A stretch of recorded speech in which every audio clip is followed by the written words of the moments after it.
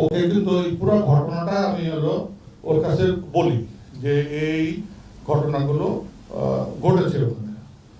তো ওকে আমি বললাম তুমি এগুলো কিছু জানো না? বললো না স্যার, আমি তো পালাই এখানে লুকাই আছি। তো যাই হোক, ওখানে বসে থাকতে থাকতে ওর সাথে আরো অনেক ঘটনা আছে, সেগুলো আমি বললাম না, ছোটখাটো। এর মধ্যে দেখলাম যে 2টা কি 2:30টার দিকে দেখলাম কে যেন আসতেছে। ওর মধ্যে ও আমার বললো স্যার, দুজনে যদি টয়লেটে থাকি তাহলে হয়তো কেউ আসলে মেরে ফেলবে, তা আমি একটু দূরে আপনার থেকে বসি, আপনি টয়লেটের ভেতরে থাকেন। ওর বাইরে বেসিনের সামনে দিয়ে বসলো। তো দেখলাম কিছুক্ষণ কে যেন আসতেছে, ও বেরোয় গেল। দেখলাম ওদের দুজনের মধ্যে খুব কথা কাটাকাটি হচ্ছে, বাট কি কথা কাটাকাটি হচ্ছে আমি এটা বুঝতে পারতেছি না। তো আমার ওই সময় ধারণা হয়েছে যে বোধহয় ও বলছে ভেতরে কর্নেল জামান আছে, আমাকে মারা নাই কেন, এই নিয়ে বোধহয় কিছু হচ্ছে, আমি তখন বলছি আর কি। আমি কিন্তু একদম দরজার ফাঁকে লুকায় আছি। এর মধ্যে দেখলাম যে আস্তে আস্তে ভেতরে একজন ঢুকলো। তো ওকে দেখে আমি দেখলাম যে ডিএডি রহিম, ও আমার কোয়ার্টার মাস্টার ছিল। আমি যখন সিগন্যাল সেক্টর কমান্ডার ছিলাম তখন হচ্ছে সে আমার কোয়ার্টার মাস্টার ছিল।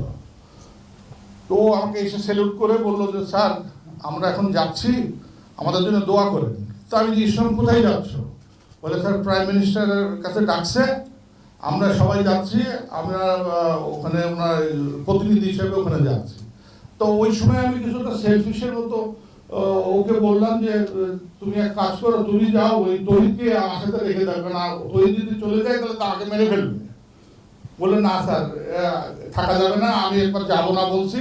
এই দেখেন স্যার, আমার পায়ে এমন করে মারছে যে হলো আমি হাঁটতে পারছি না। আমি দেখলাম সে একটু খোঁড়ায় খোঁড়ায় হাঁটতেছে। এই যে ডিএডি তহিদি আর ওই ডিএডি রহিম চলে যাওয়ার সময় সে আমাকে বললো স্যার, দোয়া করেন, ইন্নাল্লাহ মা সাবিরিন আর ইন্না লিল্লাহি ওয়া ইন্না ইলাইহি রাজিউন, এটা পড়তে থাকেন স্যার, বেঁচে থাকলে আবার দেখা হবে। এই বলে কিন্তু তহিদ আর হলো ডিএডি রহিম ওই ঘর থেকে চলে গেল। এই যে গেল, আমি ছাড় পাওয়া পর্যন্ত কিন্তু আর ওরা আমার এখানে আসে নাই, বা আমাকে বাঁচানোর জন্য ওরা কেউ আসে নাই, বা কাউকে আমাকে ধরে নেওয়ার জন্য এখানে কাউকে পাঠায় নাই। আমি কিন্তু পরবর্তীতে, আমি একটু শর্ট করতেছি, যে পরবর্তীতে আমি ওখানে ধরা পড়ি। পরের দিন আরেক গ্রুপ সৈনিকের কাছে আমি ধরা পড়ে যাই, ওখানে ওর ভেতরে আমি লুকিয়ে আছি। এর মধ্যে অনেক ঘটনা আছে, আমি ছোট শর্ট করে বলছি। এর মধ্যে তারা আমাকে প্রথমে মেরে ফেলবে বলে গুলি করা শুরু করলো, কিন্তু পিছন থেকে আরেকজন সৈনিক এসে বললো যে ডোন্ট শুট হিম, ইংলিশেই বলছে। ওই লোকটাকে আমি এখনো দেখি নাই, বাট দেখলে আমি এখনো চিনবো, কালো করে গোলাকার মুখ। বাট আমি অনেক খুঁজছি মিডিয়ারে, তাকে কিন্তু আমি পাই নাই। বাট ইংলিশে কথা বলতেছিল, ডোন্ট শুট হিম। যে আমাকে বললো যে স্যার, ফলো মাই ইনস্ট্রাকশন। দিয়ে আমি কি করতে হবে বললো যে আপনি দৌড়ে দাঁড়ে দাঁড়ে করেন। তো আমি তো যতটুকু করার চেষ্টা করতেছি, সে বললো স্যার এইটা আপনার দৌড়ে দাঁড়ে আরো জোরে জোরে করেন। এ করে আমাকে সে উপর থেকে নিচে নামালো। নিচে নামানোর পরে আমি যখন রাস্তার কাছে আসছি তখন দেখি যে হলো সব সৈনিক ভরা, আর একটা পিকআপ দাঁড়ানো আছে। আর আমাকে দেখার পরে মনে হলো যে মৌমাছির মতো সব দৌড়ায় এসে যে এই সময় এখনো মরে নাই কেন। সবারই একই প্রশ্ন, এ এখনো মরে নাই কেন। তো যাক, এর মধ্যে আমি একদম নিথর হয়ে আছি, আমি আর কিছু বলছিও না, কথা কোনো কিছু বলছি না।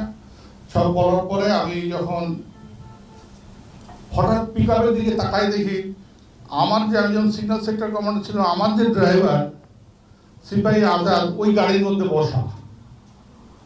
তো আমি ওর দিকে এমন ভাবে তাকাইছি যে ছেলেটাকে আমি এত উপকার করছি এই গাড়িতে, এবং কিচ্ছু বলছে না কিন্তু যে আমার স্যারকে মানিস না বা কিচ্ছু বলছে না। যাক, এটা বলে আল্লাহরই রহমত। হঠাৎ দেখলাম যে ও ওখান থেকে বললো যে এই স্যারকে কেউ মারবি না, কিন্তু সে গাড়ি থেকে নামলো না, গাড়ি থেকেই বলতেছিল। এর মধ্যে আমাকে বললো যে এই নিয়ে চল, কটা গাড়ি নিয়ে চল। কিছু তো নিয়ে যাচ্ছে, ধাক্কা মেরে মেরে নিয়ে যাচ্ছে। আমি বলছি আমি তো যাচ্ছি, তোমার ধাক্কা মারতে হবে না, আমি যাচ্ছি। আমার কে যেন বললে গাড়িতে তোল, বলে আমার ঘোরালো, আমার গাড়িটা ছিল বলে শালা অনেক পাদর চলছে, শালাকে লাখটাই নিয়ে যা। আবার আমাকে ঠেলে ওটার দিকে নিয়ে যাওয়া শুরু করলো।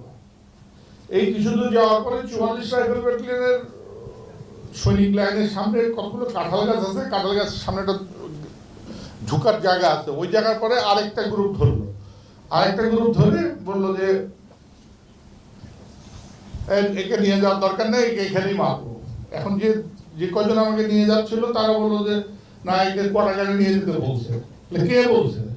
ওই সময় কিন্তু কোনো লিডারশিপ ছিল না, কে কি কারে কি অর্ডার দিচ্ছে কোনো খবর নাই। এর পরবর্তীতে ওরা, আমি ওদেরকে বললাম যে তোমরা বললাম কোয়ার্টারে নিয়ে যাবে, এখন তো এরা বলতেছে মেরে ফেলবে। বলে স্যার কি করবো, এটা তো কথা শুনছে না। দিয়ে স্যার ওরা, এর মধ্যে দেখলাম ওই পিক আপটা যে ছিল দাঁড়ানো, ওই পিক আপটা এসে 44 রাইফেল ব্যাটালিয়নের সৈনিক সামনে নামলো। আমার ওই যে ড্রাইভারটা দৌড়াই এখন আসলো আমার সামনে। আমার সামনে যে সে এরা দাঁড়াই দিয়ে বললো যে এই স্যারকে কেউ মারবি না বলে সে আমাকে ধরে এখন ওদের কাছ থেকে ওই আমার ড্রাইভার নিয়ে নিল, নিয়ে আমাকে ওই কাঁঠাল বাগানের ভেতর দিয়ে ওই কোয়ার্টারে যাওয়ার শর্টকাট রাস্তা ছিল, ওখান দিয়ে আমার নিয়ে যেত। এই যে যখন আমি যাচ্ছি এই মুহূর্তে হঠাৎ একটা সৈনিক দৌড়ায় এসে তার ওই স্টিলের হেলমেট দিয়ে এমন জোরে আমাকে এখানে হিট করলো যে আমি টোলের নিচে পড়ে গেলাম।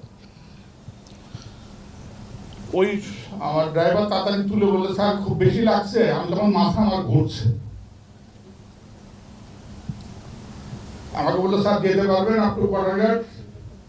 তা আমি বললাম যে আমাকে একটু ধরো, আমি তাহলে যেতে পারবো। ও ধরলো, আমি ওই ওর সাথেই দৌড়ে দৌড়ে কোয়ার্টারঘাটে গেলাম। কোয়ার্টারঘাটে যাওয়ার পরে আমাকে আমার কাছে যা যা ছিল, ওই মোবাইল নেওয়ার পরে মানি ব্যাগ আর যা যা ছিল সব ওখানে নিয়ে আমাকে প্রথমে একদম কর্নারে কোয়ার্টারঘাটে ঢোকালো। ওই কোয়ার্টারঘাটের যে ঢুকে দেখলাম আমার অনেক পরিচিত ভাবি টাবি, ওই এলাই ভাবি ছিল, আর অনেকেই ওই কোয়ার্টারঘাটের মধ্যে ভর্তি সবাই ছিল। তো আমাকে ছেড়ে দিতে হবে তো জায়গাটা, আঙ্কেল একটু এটার পরে আমি ওই কুনায় ভাবিরা তাড়াতাড়ি আমাকে কুনায় বসে, ভাবিরা কেউ কেউ আমাকে একটু বাতাস করার চেষ্টা করেন। আমি তখন খুব ঘামতেছিলাম। কিছুর পরে আমাকে ওখান থেকে আবার বের করে আরেকটা জায়গায় নিয়ে যায়। ওখানে নিয়ে যাওয়ার পরে ওখানে আমার অনেক আঙ্কেল ছিল। আমি যে আঙ্কেলরা জিজ্ঞেস করতেছিল যে আমার আব্বার কি, আমি কিন্তু বলতে পারি নাই তাদেরকে তোমার আব্বার আমি ডেড বডি দেখেছি। আমি কিছুই বলি নাই। অনেকে আমার উপর রাগ করবে, সে আঙ্কেল যে আঙ্কেল জানে কিন্তু আঙ্কেল বলে নাই। আমি কি করে বলবো বল যে ওর আব্বার আমি ডেড বডি দেখেছি? আমি বলি নাই ওই সময় কোয়ার্টারঘাটের মধ্যে। যাই হোক এইভাবে করে